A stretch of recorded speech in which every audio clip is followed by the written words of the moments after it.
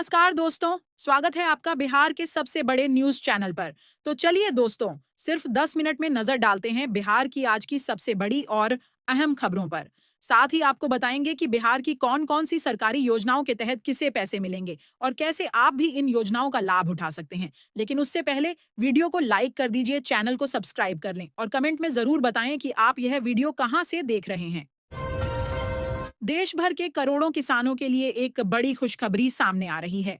केंद्र सरकार जल्द ही पीएम किसान सम्मान निधि योजना की अगली महत्वपूर्ण किस्त जारी करने की तैयारी में है।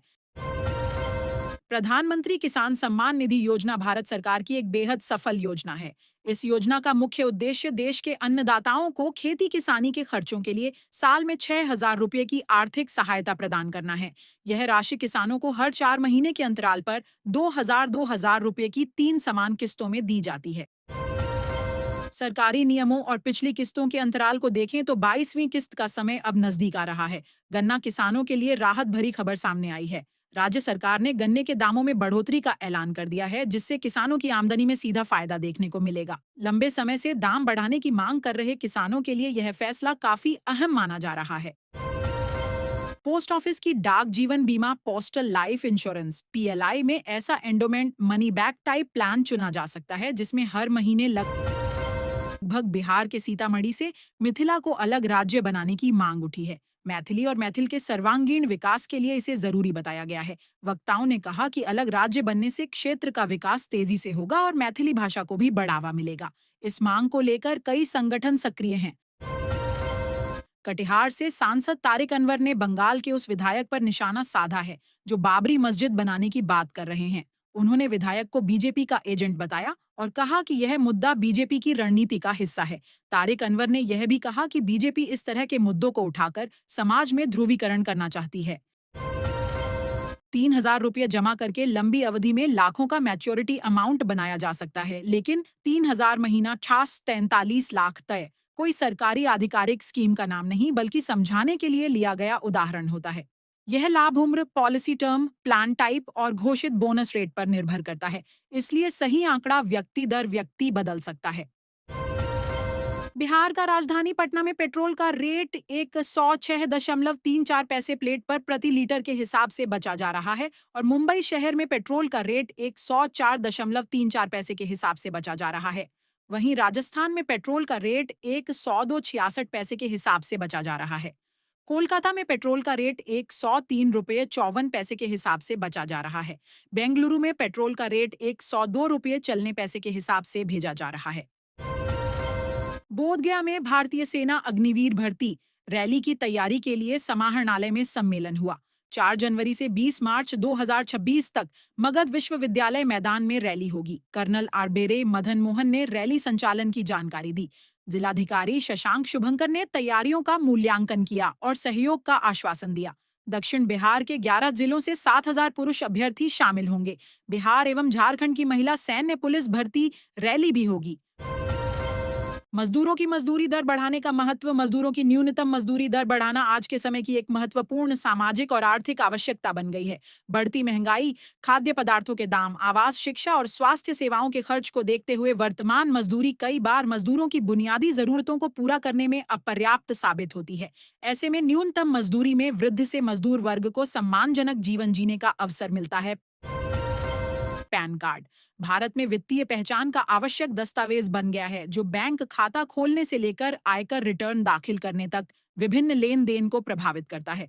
दिसंबर 2025 में आयकर विभाग ने महत्वपूर्ण अपडेट और नए नियम जारी किए हैं, जिनके बारे में हर टैक्स पेयर, छात्र, पेशेवर और एनआरआई को जानना चाहिए।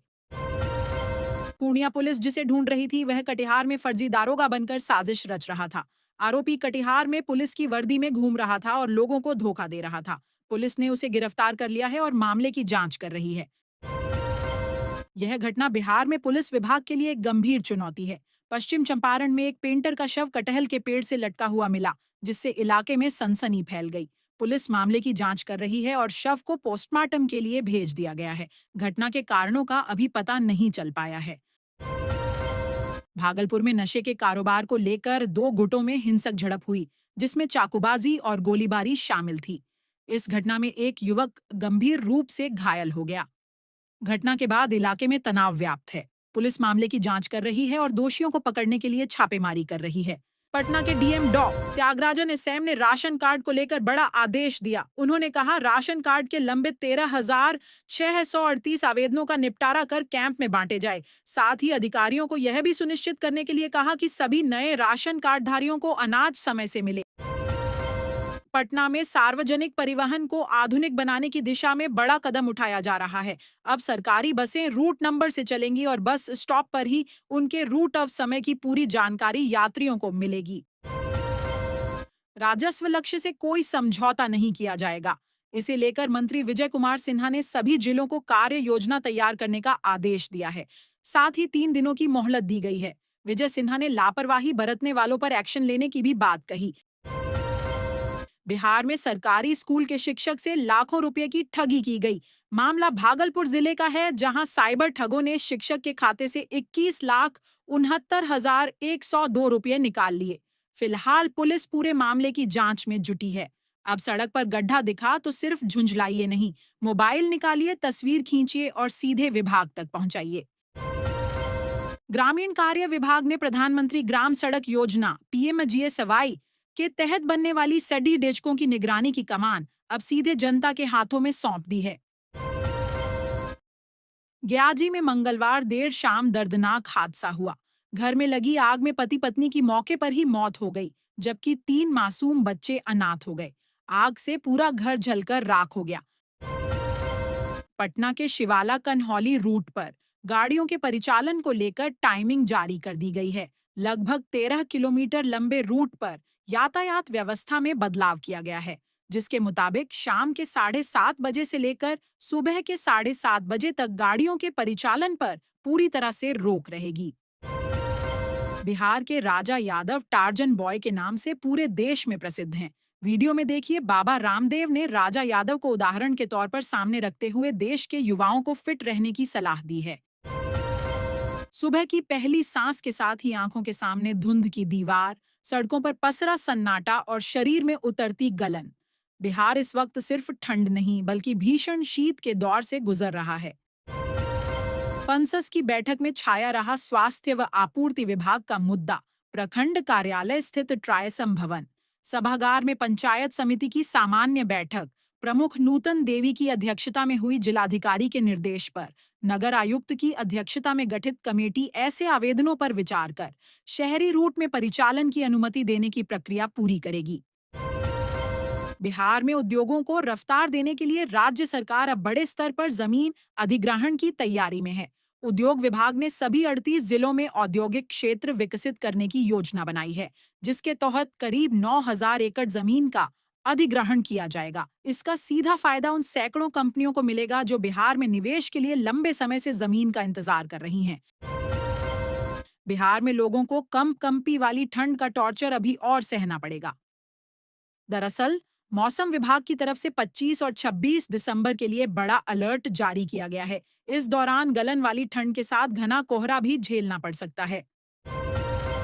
बिहार के राजा यादव टार्जन बॉय के नाम से पूरे देश में प्रसिद्ध हैं। वीडियो में देखिए, बाबा रामदेव ने राजा यादव को उदाहरण के तौर पर सामने रखते हुए देश के युवाओं को फिट रहने की सलाह दी है।